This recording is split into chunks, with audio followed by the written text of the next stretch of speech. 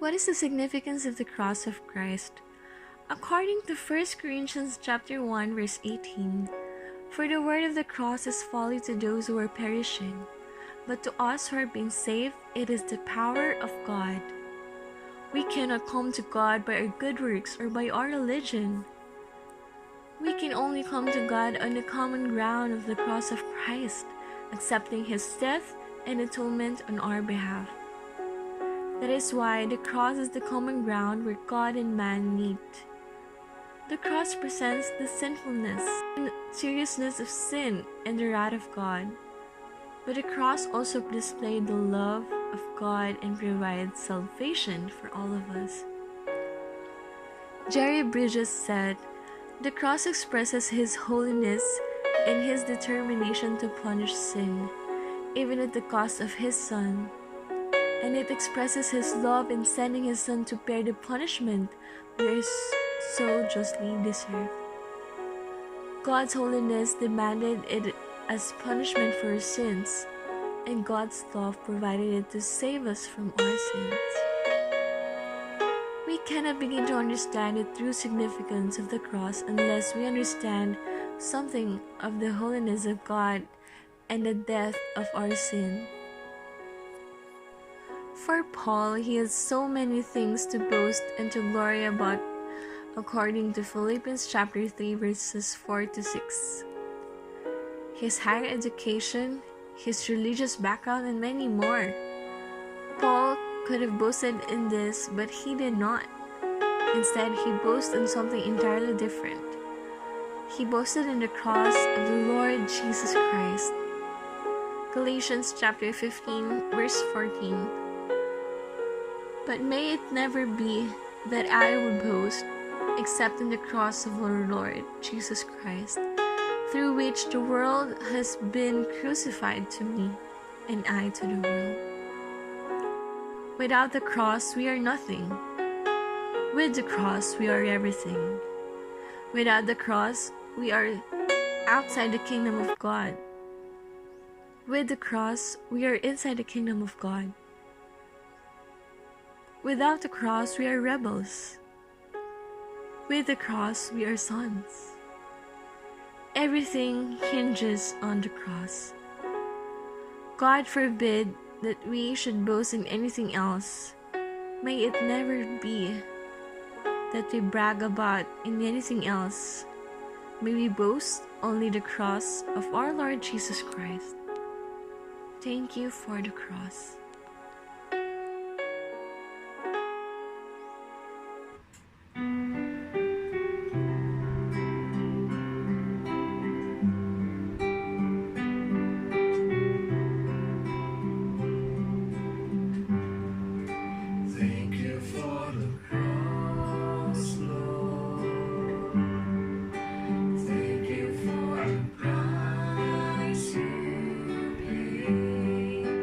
There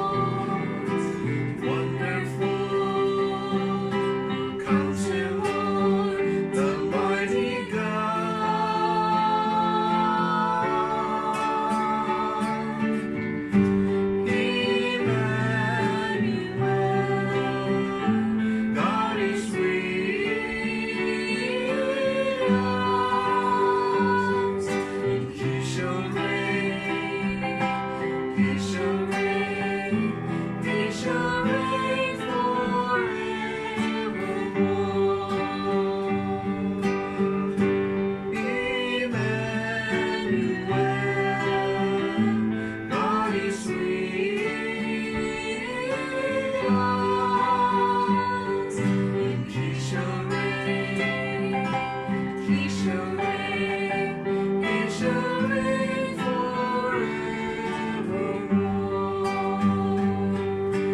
He shall reign, He shall reign, He shall reign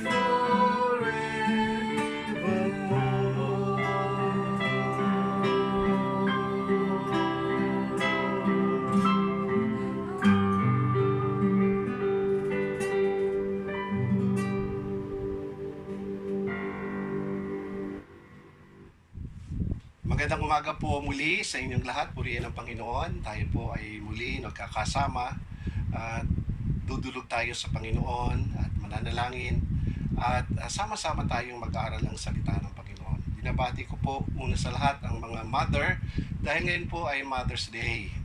Happy Mother's Day po sa mga mother dyan sa ating church sa Antipolo, sa Jesus Christ Redeemer Community Church, maging sa By the Word Christian Church sa Malabon, at sa mga kapatiran na makakapanood nito at makakapakinig, yung mga mother, Happy Mother's Day po. Bago po tayo dumulog sa salita ng Diyos, nais ko po kayong ipanalangin. Manalangin po tayo.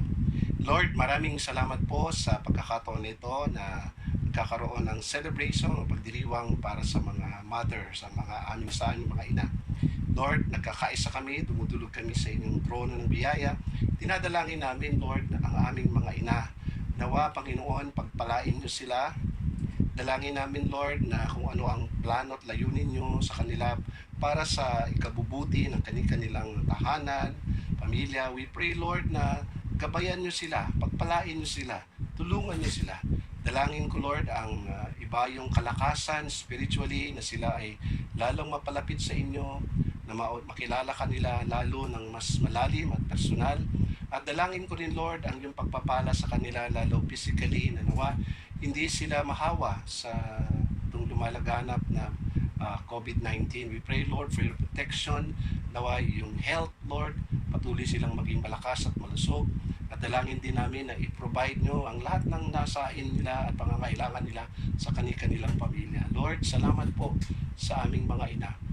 Nawa, Lord, patuloy niyo pong pagpapalain na sila ay maging biyaya at pagpapala sa aming mga churches at sa aming kanya-kanyang pamilya. Lord, sa inyo po kami lumalapit, dumudulog, na nawa, patuloy niyo po silang pagpapalain. Thank you, Lord.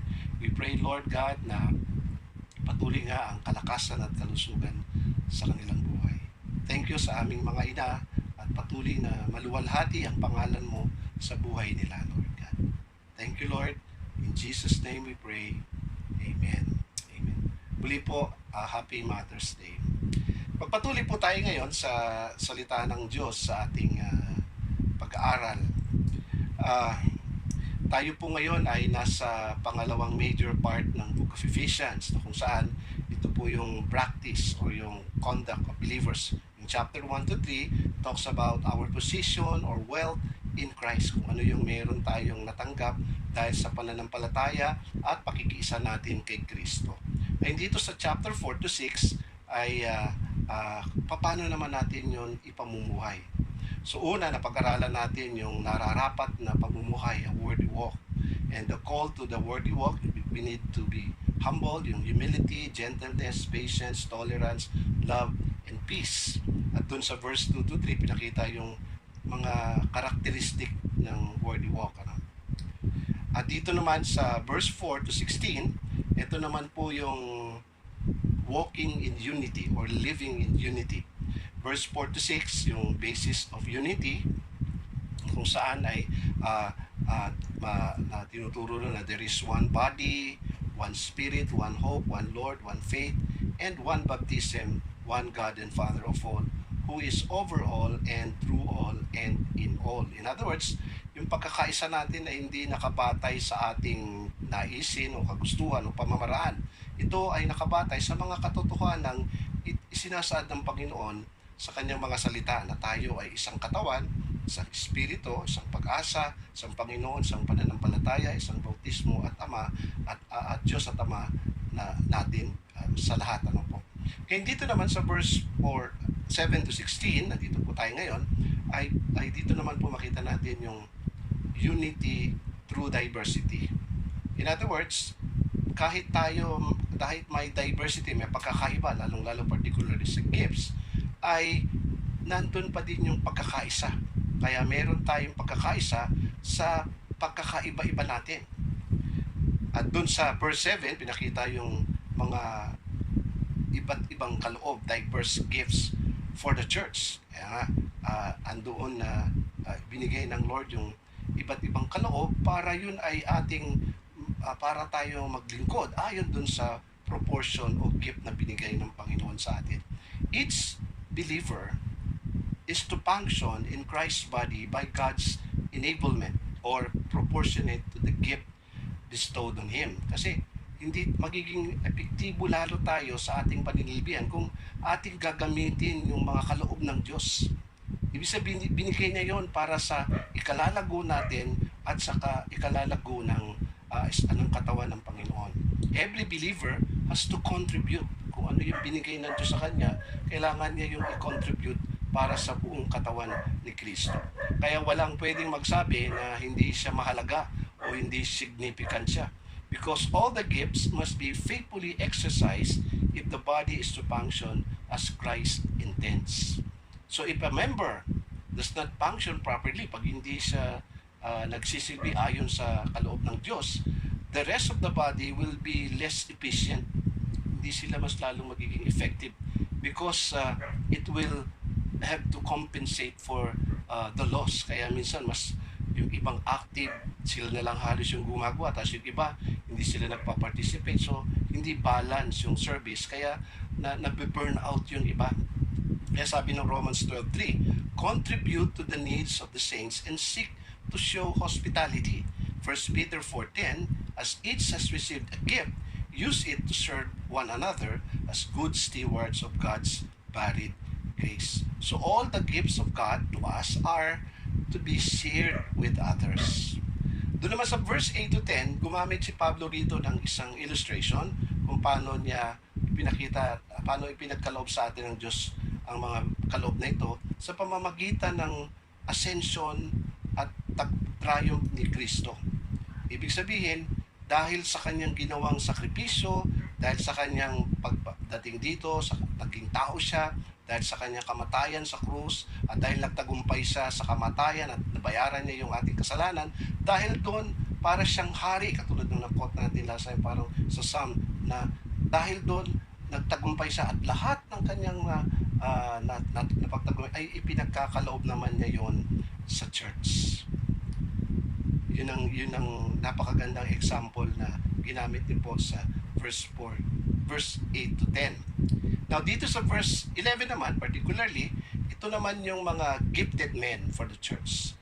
God gave some as apostles, prophets, evangelists, pastors, and teachers. Now, before going dun sa lesson natin ngayon, which is the purpose of the spiritual gifts, last time kasi hindi ko na-emphasize yung paano ba yun? Kung meron tayong gift, ano ba yung gift ko? So, how will you discover your spiritual gift? Kung pupunta po tayo sa mga churches, meron pong mga tinuturo sila kung ano yung membership, ano ba yung mga kailangan para ikaw ay maging membro ng isang local church. Meron silang mga particular na mga questionnaire doon. Paano mo malaman yung gifts mo? So, iba-iba po yung kanilang pamaraan, pero parang survey po yon para pag sinagot mo yon ay at the end of your answer, qualify nila.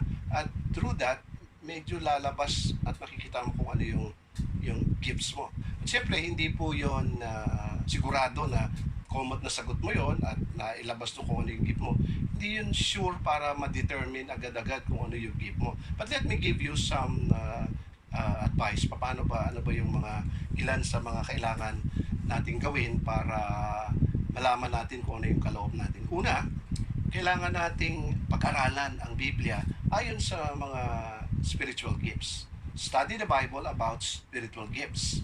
Kasi kung hindi mo alam kung ano yung mga provision ng Lord para sa spiritual growth at sanctification natin, siyempre hindi natin malalaman yung mga bagay na ito. Isa pa, ang Biblia ay binigay ng Diyos para sa ating paglago, para mas lalong malaman natin paano tayo maging epektibo sa ating paglilingkod sa Panginoon, sa kanyang gawain, na doon habang lumalago tayo sa salita niya, lumalago tayo sa kaalaman, at doon tayo ay patuloy na naihahanda at nasasanay para yung kaloob ng Diyos sa atin ay mas lalo nating magamit effectively. Sabi nga sa 2 Timothy 3:16, all scripture is breathed out by God and profitable for teaching, for reproof, for correction, for training, and in righteousness, that the man of God may be complete, equipped for every good work. And may be complete, equipped for every good work. So tayo ay naihahanda, nasasanay para sa mabubuting gawain na sabi nga doon sa verse 10 ng Ephesians 2, na inihanda ng Diyos even before time. Pangalawa, kailangan tayong manalangin. Siyempre, yun ang isang mahalaga ron, dahil yung pananalangin ay talagang itinakda ng Diyos yan upang ang espiritual na pagpapala ay makamtan natin, makuha natin kung tayo ay dudulog sa Panginoon. At isa pa, itong panalangin ay talagang itinuro ng Diyos sa atin na bigyan natin ng halaga upang sa Kanya lang natin hanapin ang tunay nating pangangailangan. Mahalaga yun, na lagi natin unawain na ang pangangailangan natin, lalong-lalo sa paglilingkod natin, ang Diyos lang talaga ang source. So, kailangan nating manalangin. Pangatlo, excuse me po, kailangan nating i-assess yung ating spiritual strength and abilities. Kailangan suriin natin yung ating spiritual na lakas at kakayanan. Maaaring tanungin natin, what do I like to do? Ano ba yung mga mas nais at gusto kong gawin? Kasi doon nagsisimula yun Saan ka ba, ano ba yung nais mong gawin o itulong sa church? Actually sa akin, nung nagsisimula po ako sa Panginoon, yan lang naman yung aking laging ano ba yung pwede kong i-share? Ano ba yung pwedeng magamit ako? Kaya nun, kahit taga-linis, kahit sa library, dun sa church namin, ako taga-cover. So doon ako nag-start. Para kung basta anything, kung ano yung pwede kong matulong. Later on, sabi ko, marunong ko mag-gitara, pwede ako mag-participate. Hanggang sa unti-unti, doon po lumabas at doon na-develop yun at doon ko na-realize na ako pala ay tinatawag ng Panginoon in full-time ministry. Another question we can ask is, what am I good at? Saan ba ako mas mahusay? Kasi isa din yun sa nagiging paraan para matuklasan natin yung kalooban. Kung saan ka mas effective. Kasi kung ikaw ay naglilingkod sa isang ministry pero hindi ka naman doon, parang walang nangyayari, hindi ka effective doon, so maaaring hindi yun ang gift, Pero kung ikaw ay naglingkod sa ibang ministry at nagkakaroon ng magandang bunga, so may possibility na yun ang doon ka dinadala ng Panginoon at yun yung gift na at doon na di-develop yung gift na nais ng Panginoon na gamitin mo. And lastly, seek the wisdom of other mature Christian. Humingi tayo ng payo sa mga may karanasan sa church, yung mga mas mature nating kapatiran. Kasi nakikita nila tayo na kumbaga sa kanilang matagal na karanasan, so meron silang mga batayan para makita nila kung saan tayo mas magiging epektibo at mas magagamit at doon lalabas at makikita lalo kung ano yung ating mga spiritual gifts. So those are some of the guidelines or principles para matuklasan natin yung ating spiritual gift. Study the Bible, pray, assess your spiritual strength and abilities, and seek wisdom of other mature believers. Now, going back dun sa ating study, nandito tayo sa verse 12 to 16, dito yung mga layunin ng mga spiritual na kaloob. Yung purpose, bakit ba binigay ito ng Panginoon? Very clear dito sa verse 12 to 16 kung ano yung layunin niya. Every Christian is gifted, and there is a varied gift according dito sa verse 12.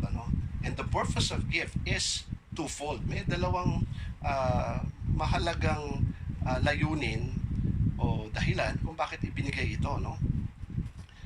Una ay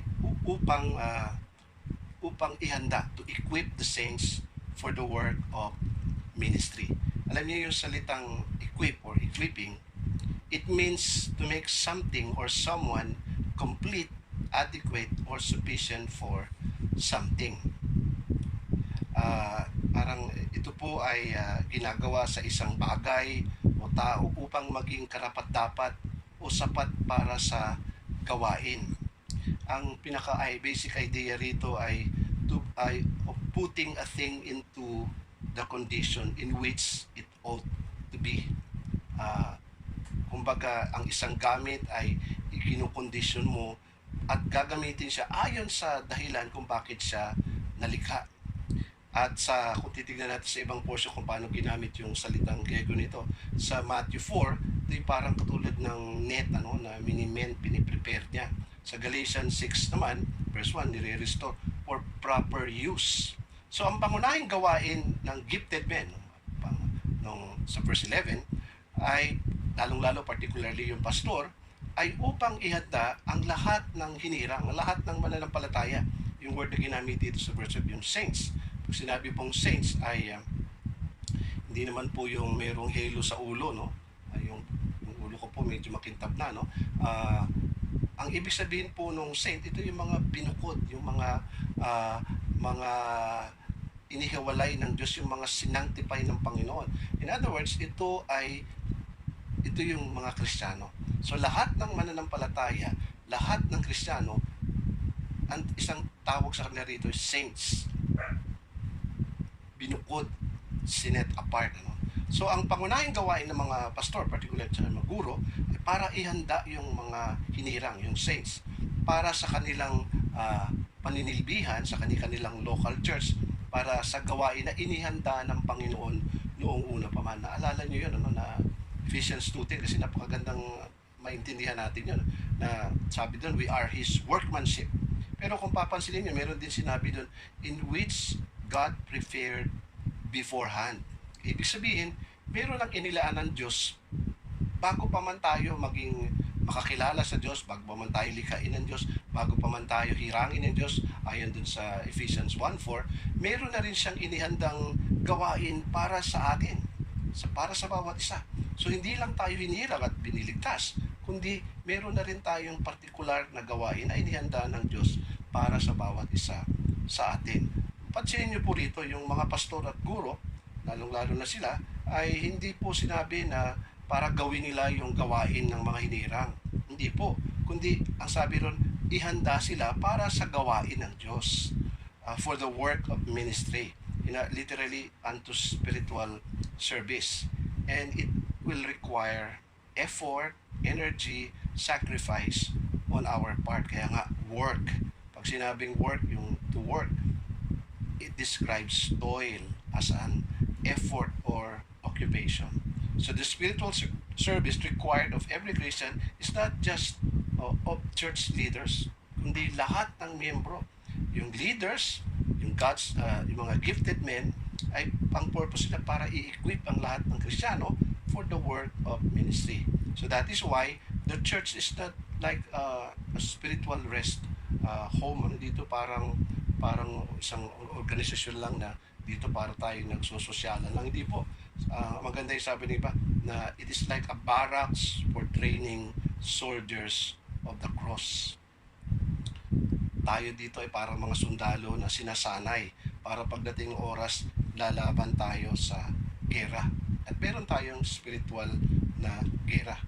So yun ang una, upang ihanda sa paglilingkod ang lahat ng mga Kristiyano o ang lahat ng hinirang. Pangalawa, based sa verse 12, upang maging matatag ang katawan ni Kristo. For the building up of the body of Christ.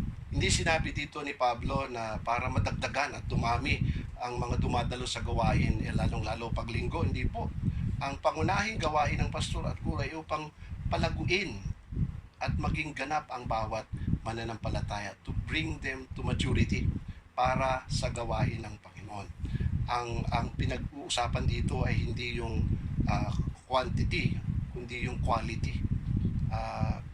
Hindi yung pagdami ng bilang, kundi yung spiritual na paglago ng bawat isa. Hindi ito yung external, kundi yung internal. Yung pagdami ng membro o mga bahagi ng isang local na church, ang malaking role doon ay ang malaking dapat gumawa nun yung sa evangelism. So yung gift, yung evangelist, may particular kasi mga gifted dyan na mas magaling sila, but every believer was commanded by the Lord to preach the gospel. So lahat tayo ay dapat nagsishare ng gospel. So pinag-uusapan dito ay yung quality, yung paglago. Minsan kasi yun ang ayaw natin, ano? Kumbaga sa paglilingkod, ayaw natin yung sakripisyo, no? Kumbaga sa gusto natin yung madaling success, kahit dun sa health, gusto natin, kung mabigat ka, mataas ang timbang mo, gusto mo yung inom ka lang ng mga tea, malulusway ka na. Hindi, alam niyo po, hindi po ganun ang nais ng Diyos. Gusto ng Lord ay tayo ay talagang magsanay, ano? Dito gumamit na naman si Pablo ng metapora, yung metaphoric words, ano, metaphorical words, no. Yung salitang body at yung building. Ito po kasi ay sumasagisag ng mayroong sigla at buhay, ano, dynamic at living entity. Kaya yung ginamit niyang metaphors dito ay body and building, representing a dynamic living entity. Katulad ng nasabi ni Pedro dun sa 1 Peter 2:5 na ang tunay na mananampalataya ay tulad ng isang buhay na bato. Sa English yung living stones, plural po siya, no? Ibig sabihin, sabi niya sa 1 Peter 2:5, you yourself like living stones being built up as a spiritual house to be a holy priesthood to offer spiritual sacrifice acceptable to God through Jesus Christ. So dito pinapaliwanag ni Peter that every genuine believer is also a living stones. Writing to the saints, in-explain niya ito. At ibig sabihin, nabubuo tayo, bawat isa nabubuo tayo hanggang sa tayo ay maging isang parang isang building, being built up as a spiritual house. So yun po yung ano. At mapapansin natin din dito na dito kailangan talaga natin ng effort, ano. Hindi ito yung ganun lang na para bang easy success, ano. Actually, kung titignan din natin ito sa pamantayan ng Lord, ito yung Great Commission na ang Diyos talagang yun ang gusto ni Kristo. Its disciples what Jesus want. Yun ang gusto ng Panginoon. At kung titignan natin yung 2 Timothy chapter 2 verse 2, ito yung same pattern na tinuro ni Pablo dito sa kanyang pagliham kay Timothy, no? Sabi ron, and what you have heard from me in the presence of many witnesses, entrust to faithful men who will be able to teach others also. So noon pa man, talagang ay palaging ito na yung disenyo ng Diyos sa yung pag-aalagad, pagdi-disciple.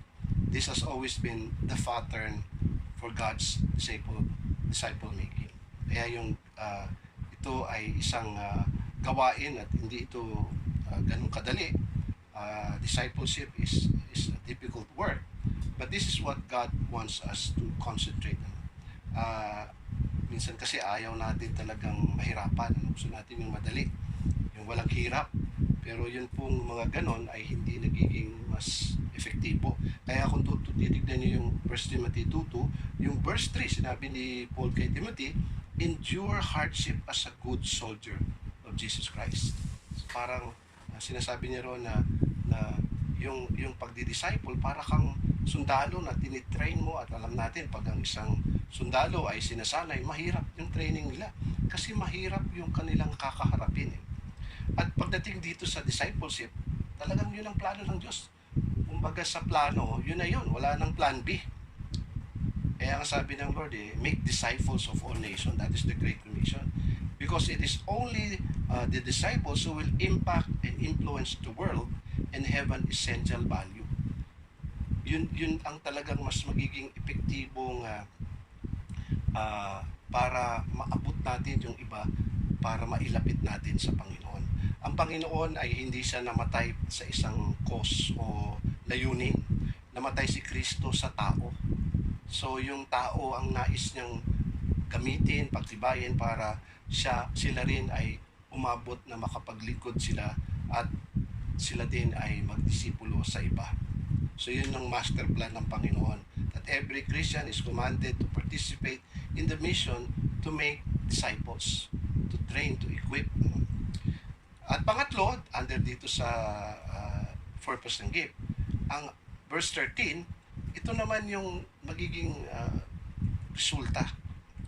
Papansin nyo po dun sa verse 13, sabi yung ginamit na word until we all attain to the unity of the faith and of the knowledge of the Son of God, to mature manhood, to the measure of the stature of the fullness of Christ. So, hanggang, yung Tagalog na hanggang. Ito pong salitang until, or yung sa pagkakagamit ng Tagalog, ito po ay another conjunction word. Pag sinabing conjunction word, idinadagdag ito pero hindi inihihiwalay dun sa mga naunang sinabi, pero dito ini-introduce ni Paul yung pinaka-goal kung bakit ibinigay itong mga, kung bakit kailangan i-equip yung o ihanda, sanayin yung mga Kristiyano, no? Kaya ito ay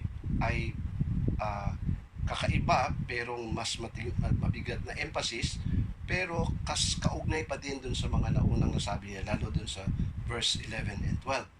Mapapansin nyo, all, may ano pa, no?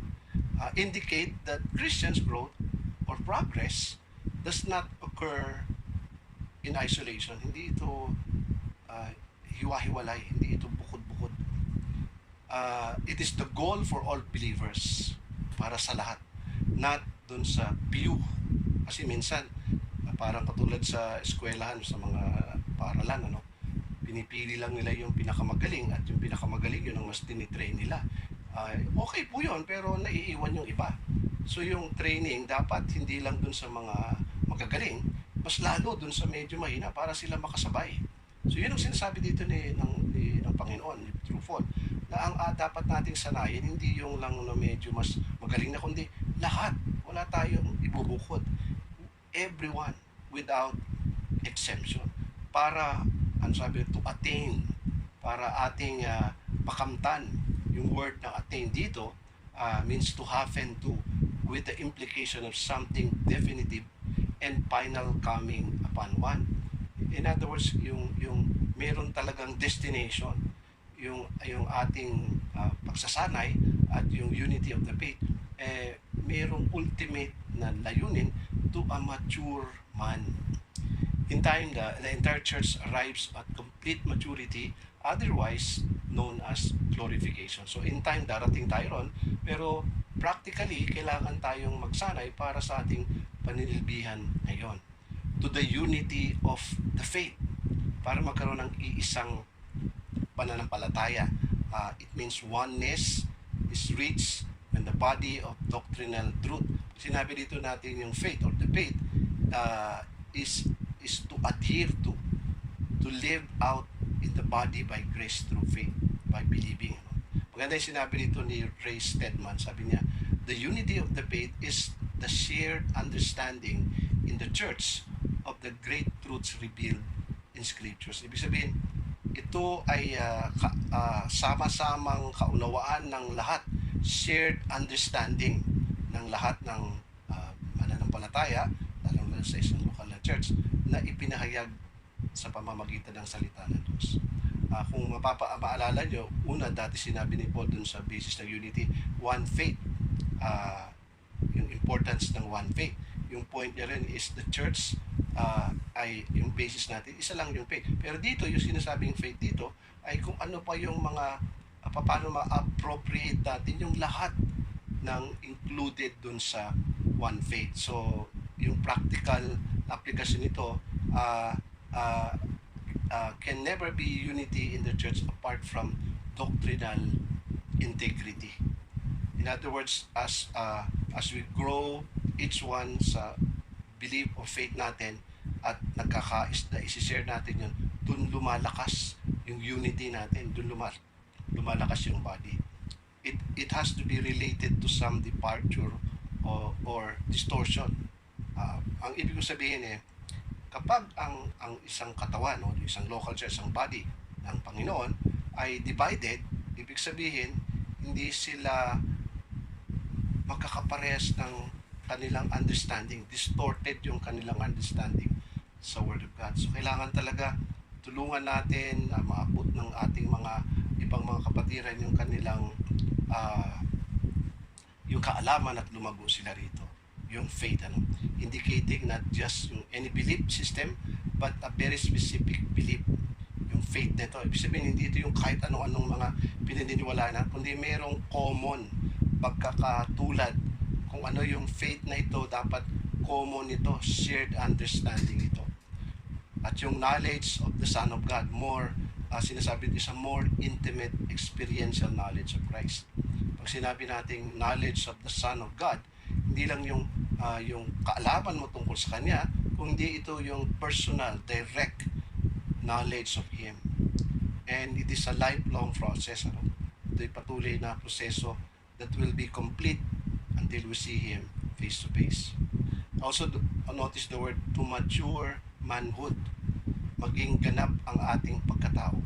God wants believer to fulfill their humanity, the design which He intended for each of us when He created us, lalong-lalo yung first man and woman. Isipin niyo ba ito, Pag-isipan niyo ba ito? Sa katalinuhan ng Diyos, when He created us, hindi niya tayo nilikha para yumaman o magpakayapan. Hindi niya tayo hinihirang para maging matalino o bagamat ito ay may halaga, pero hindi lang basta maging smarter tayo or smartest sa iba. Hindi lang para maging good looking o gumanda ang ating tsura, kundi sinasabi dito, to be what God originally intended us or for us. Ibig sabihin, ang Diyos, meron talaga siyang intended at talagang intentional at deliberate na itong ginawa.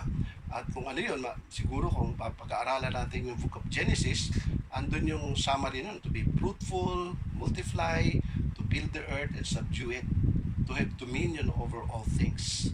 Kaya nga, at kung dadagdag natin yung Jeremiah, hindi niya ayaw ng Lord ipagyabang natin yung lakas, talino at yaman natin. Pagkus ang ating ipagmalaki yung kilala natin siya at lumalago yung ating kaugnayan sa Kanya. Dapat yun ang ating layunin, yung pursuit natin. To be mature, yung pag sinabing mature, complete, fully developed, full grown, brought to its end. Yung talagang para tayo mas magiging handa para sa gawain. Sabi ni Red Stedman uli, it is important to realize that according to this passage in Ephesians, the supreme purpose of the church is not to evangelize the world, although yun ay mahalaga, pero ultimately, yung ultimate plan of God is for us to be conformed to the image of Christ, to the image of His Son. Yung Great Commission is to preach the gospel, to make disciples. Mahalaga yon. Pero hindi pa yon ang pinakahigit na mas mahalaga sa lahat. Romans 8:29, that we might be conformed to the image of the Lord Jesus Christ. Yung measure of stature niya, sabi dito sa verse na ito. In a word, yung Christ likeness, conformity to the image of Christ. So yun ang sinasabi dito po na nais niya na umabot tayo sa ganon. Sabi ni Howard Hendricks, sabi niya, the Bible was not written to satisfy your curiosity, but to make you conform to Christ's image. Not to make you a smarter sinner, but to make you like a Savior. Not to fill your head with a collection of biblical facts, but to transform your life. Alam niyo, yun ang mahalaga, yes, mabuting marami kang alam, pero kung hindi naman nagiging maganda yung karakter mo na nawawangis at natutulad kay Kristo, walang saysay din yun. Para yung mga pariseri, para maalam sila, pero yung lumaki ulo, yumabang. At may mga ganun sa church, pinagmamalaki nila yung kanilang knowledge. Knowledge is good, but again, i-remind ko yung past lesson natin, kailangan maging balance ng practice. Doctrine and practice must be balanced. Doctrine itself, nakakapagpalaki ng ulo. Pero kung walang practice, o kung practice lang, walang doctrine, nagiging naman tayo, na mas lalong delikado yun, Kailangan balanse yung dalawa. Kaya sabi advice ni Stedman, regarding our growth in Christ-likeness, sabi niya, since growth is a matter of knowledge plus obedience plus time, we do not need to be discouraged if we find that we are not yet completely like Christ. So kung susuriin natin yung sarili natin at parang ang layo ko pa, no? Huwag tayo ma-discourage kasi it takes time. Kumbaga sa ang puno, lalo yung sequoia tree, no? Na nakakagawa ng napakaraming bahay sa isang puno, it takes years. Pero kung gusto mo ng madali ang kalabasa, may nabanggit yan, sabi niya some years ago, a bottom could be seen on the lapels of many Christians. Nakalagay doon sa lapel nila, PBPGINTWMY. May nagtanong, ano ang ibig sabihin yan? Sabi niya, sabi yung mga Kristiyano na meron ito, ang sagot nila, please be patient, God is not through with me yet. Yun ang ibig sabihin nun. Please be patient, God is not through with me yet. Sabihin, we're still in progress. So this is a great truth na dapat nating recognize na it takes time. Pero kailangan may perseverance tayo. May proper attitude tayo that we are eager to grow with desire. Kaya sabi ng Lord sa Beatitude, blessed are those who hunger and thirst after righteousness, for they shall be satisfied. So there must be hunger and thirst for God's Word, for yung relationship mo gusto mo. So as you do that, you will continually grow and mature. And lastly, dito sa verse 14 to 16, yung result, when we attain the Christ-likeness, ang resulta din naman nun ay sabi, so that we may no longer be children tossed and fro by the waves and carried about by every wind of doctrine, by human cunnings, by craftiness in deceitful schemings. Ano? Dito kasi parang nagkaroon ng parang comparison, ano? That we may no longer nang sa gayon, ano? So that, sa ibang version, or as a result, describe the purpose of attaining to the Christ-likeness, yung purpose niya rito, pero in contrast of an immature, yung kabaligtaran ng immature. Kaya sabi rito, we are no longer, pag sinabing no longer implies that hindi dapat ganito yung nangyayari sa atin. Means no more, wag magpatuloy ito. Kasi nga, yung paggamit ng salita na ito ni Pablo, mayroong implikasyon na nung panahon niya, ito ay frequently nangyayari among Christians during false day. Kung meron na nito noon, mas lalo ngayon. Ibig sabihin, merong mga spiritually immature believers who are not grounded in the knowledge of Christ through God's Word. Hindi lumalalim. That is why they are inclined to accept every sort or attractive doctrinal error and false interpretation of Scripture. So they must learn how to discern. Hindi tayo para maging sanggol o children. Pag sinabi rito yung not able to talk, a helpless infant. Figuratively, yung sinasabi rito, unlearned, unenlightened, or simple. So, kung susuriin natin ang mga bata, ang mga sanggol, di ba? Ganun sila. Ganda yung sinabi dyan ni S. Lewis Johnson. One of the things that characterize a child is a lack of stability. Walang katatagan, di ba? Madali silang yung isip nila pag tinuturuan madaling mabaling sa iba. Diba? Yung attention nila hindi matagal. So to speak of it scientifically, they have a very short attention span. Now, that is a characteristic of new believers. Yun yung mga bago. They have when they are listening to the minister of the Word of God, yung attention nila, yung span ng kanilang isip at pag-focus mabilis, di ba? Ngayon, di ba, katulad ngayon, baka sa tagal lang maaaring sa salita ko, pagtuturo ko, yung isip nyo maaaring naaagaw na. So that is one of the evidence no. Pangalawa, sabi niya, a second characteristic of children is yung easily deceived, madali silang madaya. You can, parang naalala ko pag sa mga bata, pag meron ako mga trick na pinapakita sa kanila, hangang-hanga sila. No? Naalala ko yung aking apo, si si Elrin, ano? Ito lang yung daliri lang, parang ginaganon-ganon ko lang. Kunwari, gaganon ko, silipat ko. Atin mo, sabi ko, ito, basa ililipat ko yan sa kabila. Gaganon ko lang. Okay, minsan, kinulayan ko pa siya, ba, kulay. So, makita niya, nandito sa left. Gaganon ko. Napunta sa right. Hangang-hanga siya. Pero yun nga, simple trick, pero hindi naman talaga din. Nakakatawa lang minsan yung mga bata, gano'n. No? Ginagawa natin yun sa mga bata.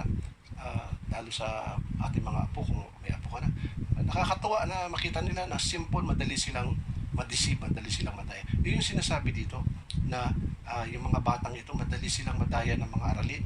Lalong-lalo pag nakita nila, galing naman sa Bible yan. No? Kaya sabi, madaling matangay ng sari-saring aral, tossed to and fro by the waves and carried about by every wind of doctrine. Ibig sabihin nun na madaling ma-agitate mentally, like para silang alo na madaling masway, to be disturbed, to be thrown in confusion, unstable yung kanilang understanding, madaling mag-fluctuate, kumbaga sa madaling magbago, carried about by every trickery of men. Literally means to carry about from one place to another. At yung trickery dito talagang yung word dito galing yung salitang cube. Yung Greek kasi dito yung koveia from kubus gives us the English word cube or dice, di ba? Literally refers to wicked dice playing, di ba? May mga hustler dyan, di ba? Yung dice nila loaded, kaya kung ano gusto nilang palabasin na number, kaya nila yon. So yun ang sinasabi dito na yun ang kahulugan ng word dito na trickery. Sabi nga ni Warren Wiersbe, yung insight niya dito at comment niya, sabi niya, the cultists do not try to win lost souls to Christ. They do not establish rescue missions in the slum areas of our cities because they have no good news for the man or skid row. Instead, these false teachers try to capture immature Christians. And for this reason, most of the membership of the false cults comes from local churches, particularly churches that do not feed their people the Word of God. Alam nyo, marami akong nakikitang ganyan, na lalong-lalo yung mga palipat-lipat ng church, naghahanap kasi sila ng perfect church. So pag sila lumipat sa isang church, hindi na perfect yun kasi naghahanap sila ng solusyon, pero sila pala yung nagdadala ng problema. So maraming ganun, na dahil hindi lumago at lumalim sa salita ng Diyos, madali silang masway. At ang nakakalungkot pa nga, may possibility na itong mga tao na ito, baka hindi pa sila Christian. Hindi genuine yung kanilang pagkakristyano. So, kailangan din tayo mapadaya, yung mga deceitful schemes, yung mga, sinabi mong word na schemes, ito po yung mga orderly, logical, effective arrangement. In other words, deliberate planning, may systematic approach sila. Ibig sabihin, behind the evil men and women who seek to expound false teachings, mayroong mga supernatural evil power behind. Yung tinatawag na devilish cunning. Yung sinasabi ni Paul sa ibang word na wiles of the devil, sa Ephesians 6. So, madaya sila. Mukhang Bible, pero hindi Bible. Maling context, gumagamit ng verse pero hindi tamang paggamit base dun sa sinasabi ng kabuuang konteksto. Kaya kailangan matutunan natin kung paano natin masuri ng tama ang bawat aralin sa salita ng Diyos. Kaya yung mga basic understanding about the Bible, kailangan matuto tayo dyan, masanay tayo na hindi tayo madaling masway kumot. Pero kasi mga false teachers na very charismatic sila, pero ang dala nilang aral ay madaya. At ito ay very serious. Sabi nga ni MacDonald, this is one of the most serious of all the danger of deception. Because gumagamit sila ng religious words at akala mo totoong Kristiyano, na para bang nag-aral din sila. They had studied the Bible. Parang galing nila, pero kung susuriin natin mabuti, may pandaraya. Parang katulad nung ginagawa ni Satan nung una pa man kay Eva at Adan. Kaya sabi din dito sa Ephesians 4:15 and 16, rather, speaking the truth in love, we are to grow up in every way into Him who is the head, into Christ, from whom the whole body joined and held together by every joint within which it is equipped, when each part is working properly, make the body grow so that it builds itself up in love. Notice the word but sa halip yung Tagalog. Uh, in other words, sabi, but rather, kung yung immature, yung mga children, dahil madali silang masway sa pamamagitan ng mga pandarayang aral, ito dapat yung contrast. We need to grow and to speak the truth in love. Yung word na ginamit dito is a present tense. In other words, we are to continually be doing this as our lifestyle. But siyempre, magagawa lang talaga natin ito effectively by the enablement of the Holy Spirit. Kaya sabi sa verse 18 ng chapter 5 ng Ephesians, do not get drunk with wine but be filled with the Holy Spirit. So nandun yun about sa family life. And sabi dito ulit, speaking the truth in love. It means to speak reality, speak the truth. Includes even yung confrontation. We need to speak kung ano yung totoo. And sometimes, if you are telling the truth, masakit yun. Ano? But our motive must be love. Yun ang ano rito, yung in love. It is not based on feelings. Ibig sabihin, sinasabi natin yung katotohanan, masakit man, pero dahil mahal natin yung tao. Alam niyo, sometimes it works both ways. Ano? Minsan, pag sinabi mo yung totoo, mayroong tao na maaaring ma-appreciate nila yon, pero meron din mga tao na gagalit sa'yo. May mga ganyan po akong karanasan na misinterpret ako pag meron akong mga sinasabi. But God knows kung ano yung intention at heart ko, that I'm speaking the truth out of love, hindi para sabihin na mas magaling ako or I'm condemning others. Hindi po. We cannot we must not do that in a way na ginajudge natin. But siyempre, when you say the truth in love, sometimes hindi ka talaga maintindihan at hindi nila ma-appreciate yun. So the believers is to follow the truth or speak the truth in love. He is to love the truth and speak it, so that we are to grow in every way into Him who is the head, into Christ, para yung maturity natin at maging buo, ano? Yung ibig sabihin dito yung growth and maturity directed toward the goal of becoming like Christ. Ano? Meron dalawang salitang ginamit dito, yung two verbs, yung join together, held together. Ito ay mga synonymous word, meaning to say parehas lang naman yung ibig sabihin mo na para tayo ay magkaisa na eh. Ephesians 2:21, sabi ron, in whom the whole structure being joined together grows into a holy temple in the Lord, you know? And not holding fast to the head, from whom the whole body nourished and knit together through its joints and ligaments grows with the growth that is from God. Ito sa Colossians 2:9. So ito ay they are synonymous, indicate that there is an ongoing unified growth to the body. Meaning to say, tayo ay knitted together. We are joined together. That is why as we grow, as we mature, the whole body ay lalong nagiging malapit at malago sa isa't isa. And lastly, sabi dito sa mga word niya, when each part is working properly, makes the body grow so that it builds itself up in love. So it is only when each part is working properly that the body receives the support needed and will be able to grow as God intended it. So the goal is the growth of the whole body. If the whole body, if every Christian grow, lalong nagiging knitted at nagiging supportive sa isa't isa, and we can be more effective if we will work properly. Yung preservation of unity is the responsibility of God's people in the church, but emphasize ng body growth, hindi yung sarili kanya-kanya. Each individual contributes to the unified growth as he allow his particular gifts to functions. We need one another. Every member is to contribute. Kailangan natin magtulong-tulong. But our ultimate need, dapat mahalaga maintindihan natin, is Christ. We grow up into Him. Sabi nga sa verse 15, we are dependent on Christ, who is the head and source of the church. So as we grow in Christ, and as we use the gifts in love, the body becomes healthy.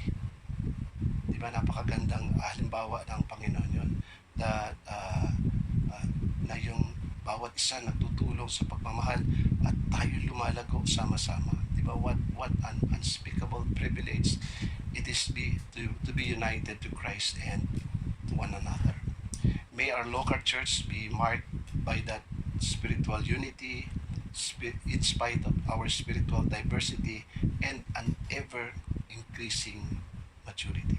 Sabi nga ni Warren Wiersbe, and malapit na pa tayo matapos dito, an isolated Christian cannot minister to others, nor can others minister to him. And it is impossible for the gifts to be ministered either way. So then, spiritual unity is not something we manufacture. It is something we already have in Christ, and we must protect and maintain it. Truth unites, but lies divide. Love unites, but selfishness divides. Therefore, speaking the truth in love, let us equip one another and edify one another, that all of us may grow up to be more like Christ. So yung gandang pagkakasama rin niya ni Warren Wiersbe. The church will become unified and loving. The church will become more mature and wise. The church will become more effective and successful. Sabi din ni John Owen, the great business of the church is not our number, but by addition, but by grace, by growing up in Christ, and the way whereby He do it is the working of every part according to everyone's measure for the edification of itself in love. This we all know, but we are slow in the improvement of it. Yun nga lang malungkot doon, ano? Sabi ni Owen, alam natin ito, pero yun yung hindi natin masyadong nai-improve. So we need to improve on this. How about you? Ano yung service mo sa Lord? Is the church stronger because of you? Mas lumalago ba yung church dahil nandun ka at nagpa-participate ka doon? Do you do a servant works with a servant's heart? Yung attitude mo ba sa paglilingkod mo ay para ko ay isang servant? Are you consistent worker, not a convenience worker? Minsan kasi ang habol ng iba yung convenient yung paglilingkod niya. Hindi masama yun na mayroon tayong ganung hinahanap, pero dapat consistent yung ginagawa natin. Will you resolve never to retire from serving in the church? Hindi ka ba susuko? Are you serving faithfully in the church? So these are some questions for you to assess yourself. And as a church, talagang we really need to improve in this area. So the question is, are you doing your part in the building up of the body of Christ? Nagawa mo ba yung, alam mo na ba yung gift mo? Are you doing your part? Are you trying to do according sa grace ng Lord at gift ng Lord to help others, to edify others, to pray for others? Yung one another na marami dun sa sinasabi sa Bible. So let us work together and let us help each one to build the church of Christ, to build up the body of Christ. Sana po yun ang pagtulong-tulungan natin. Manalangin po tayo. Lord, maraming salamat po muli sa inyong salita. Salamat po sa paalala niyo muli na kami po ay isang katawan, may kanya-kanya kaming kaloob, may pagkakaiba kami personally, but Lord, we are united. Kami ay isa na dahil isang katawan lang naman ang inyong iglesia, ang inyong mga hiniram. So we pray, Lord, help us, O God, na ma-improve namin yung pakikitungo namin sa isa't isa, na kami po ay lumago, at yung mga may gift, lalo po yung pastor at teacher, ay ma-equip yung bawat isa, maihanda para sa gawain. At maunawaan namin na kaming lahat ay dapat magtulong-tulong sa gawain nyo, at aming kami ay lumago sa inyong salita para hindi kami madaya ng mga maling aral na patuloy na ginagawa ng kaaway. At alam namin, even in your church, sabi nga ni Jude sa kanyang liham, they crept in. Ibig sabihin nasa loob na ng church yung mga false teachers. Help us, Lord, na ma-discern namin yon, and help us to be wise and mature in our understanding of you, in our knowledge of Christ and in your word. And we pray, Lord, cause us to grow. Alam namin, kayo din ang nagpapalago, Panginoon. May magtanim man, may magdaling man, may magdilig, but the growth, Lord, kayo po ang gumagawa nun. So we commit to you each one. Palaguin niyo po kami sa inyong salita. Grant us the desire to really seek you, your word, na talagang mag-aral kami, matuto kami, magsaliksik kami patuloy ng inyong salita. At kami ay kasangkapanin niyo ayon sa kaloob na ibinigay niyo sa amin, at magtulong-tulong kami bilang isang katawan, at kayo po ang aming patuloy na asahan, at gawin namin ito na may pagmamahal, na maaaring mahirap man, pero madali dahil may pagmamahal. So we pray, Lord, that you will unite continually your people and cause us to grow, to be deeper in our knowledge and personal, yung maging intimate yung aming relationship sa inyo, Lord God. Lord, patuloy namin dinadalangin ang aming mga local church. Alam niyo po na may mga hidwaan, may mga struggles. But we believe, Lord, na kayo po ang kumikilos para lumago kami at nawa mag-participate kami. At in due time, in proper time, sabi mo, kayo po ang gagawa at magiging ganap din ang bawat isa sa amin. Lord, patuloy namin dinadalangin sa inyo ang aming mga iglesia, bawat mga kapatiran, lalo sa panahon na ito na may mga pagsubok kaming dinaraanan. Alam namin, Lord, na as you have said in your word that all things work together for our good, may purpose kayo, and ano man po yung hirap na dadaanan namin, ay alam namin na hindi nyo kami iniiwan, hindi nyo kami pinapabayaan. Kaya dalangin namin yung mga kapatiran, lalo po yung mga hirap sa ngayon, that you will provide yung kanilang mga pangangailangan sa araw-araw. Sa gitna ng mga pagsubok na ito, matuto kaming magtiwala sa inyo, at pagpalain nyo rin po at paggalingin nyo po yung mga may makaramdaman, lalo po yung mga naapektuhan nitong COVID-19 na naging positive. Patuloy namin nilalapit si Mang Boy, yung tiyuhin ni Banster ba, Lord, na ay maging lubos na yung kagalingan niya, at yung iba pa na mga nakakaroon ng problema rito. We pray, Lord, palakasin niyo po sila, maalis yung pag-aalala. Dinadalangin ko patuloy din Sister Aturing, Lord, na siya po ay more than 90 na, Lord, but Lord, napilayan pa siya. So we pray, Lord, na maawa kayo sa kanya.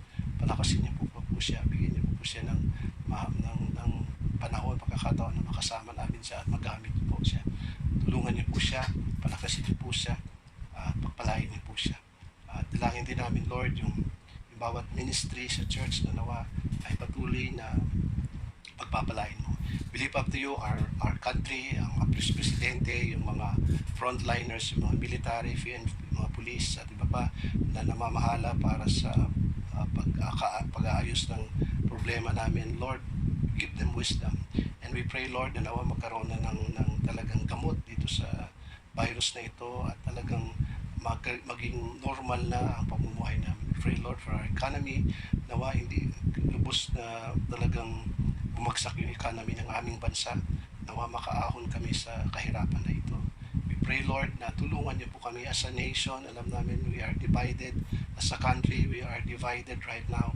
We pray, Lord, maawa kayo, magkaroon ng pagbabalik loob sa inyo, magkaroon ng pagkilala sa inyo, dahil alam namin kayo lang ang makakalutas sa lahat ng mga problema ito. Pagpalain niyo po yung bawat isa, at muli po, salamat sa mga mother, pagpalain niyo po sila. At salamat po sa araw na ito. Nawa yung salita mo ay patuloy mong itanim sa amin, at lumago kami sa inyong salita, at kasangkapanin niyo kami ayon sa inyong layunin at plano, sa ikararangal at kaluluwalhati ng inyong pangalan. Lord, sa lahat ng mga may problema ngayon, pangangailangan, kilala niyo po bawat isa, pagpalain niyo po sila. Muli, sa inyo po ang papuri at pasasalamat, pagsamba sa ngalan ni Jesus. Amen. Maraming salamat po, pagpalain kayo ng Panginoon. At muli po, Happy Mother's Day. God bless.